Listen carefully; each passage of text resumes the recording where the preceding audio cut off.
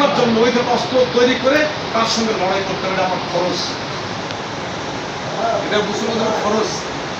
আজকে মুসলমান এই দায়িত্ব পালন না করার কারণে আজকে ইহুদি খ্রিস্টানরা নির্যাতিত হচ্ছে। আল্লাহ বলেন, যদি দায়িত্ব পালন না করো, জানেন শাসক আমি তোমাদের উপর নির্ধারণ করে দেবো, অয়েন তাদু আল্লাহ তাদুর সাইয়ান। সূরা তওবার মধ্যে আল্লাহ বলেছেন, ওই সময় তোমরা দোয়া করো, আল্লাহ তোমার কবুল হবে না।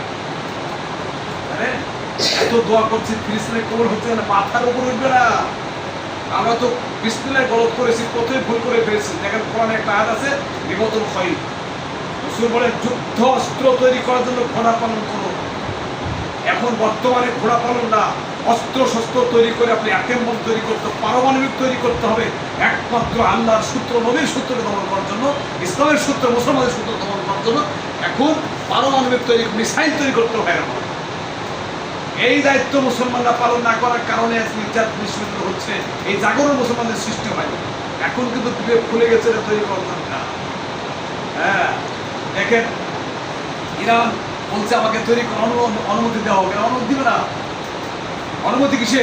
পাকিস্তান অনুমতি ছাড়াই পারমাণবিক তৈরি করেছিল এক সময় ভাই আমার, ওরা তো অনুমতি কোনোদিন দিবে না, একটা মুক্ত হতে দিবে না মুসলিম রাজ্যকে। এই জন্যে আল্লাহ পাক রব্বুল আলামিন দেখেন যেমন নামাজ ফরজ করেছেন, ইয়া আইয়ুহাল্লাযীনা আমানু কুতিবা আলাইকুমুস সিয়াম, হে মুমিনগণ তোমাদের উপরে রোজাকে ফরজ করা হয়েছে। কুতিবা আলাইকুমুল কিসাসকে ফরজ করা হয়েছে তোমাদের উপরে।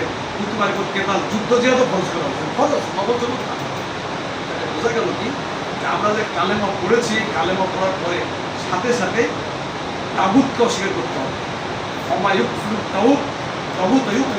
আল্লাহ পাক বলেছেন, যাকে তাগুতকে অস্বীকার করো তারপরে কলেমা পড়ো, তাহলে নামাজ কলেমা হতে কবুল হবে। আকীদা থাকতে হবে, আকীদা পরিবর্তন করতে হবে আমাদের।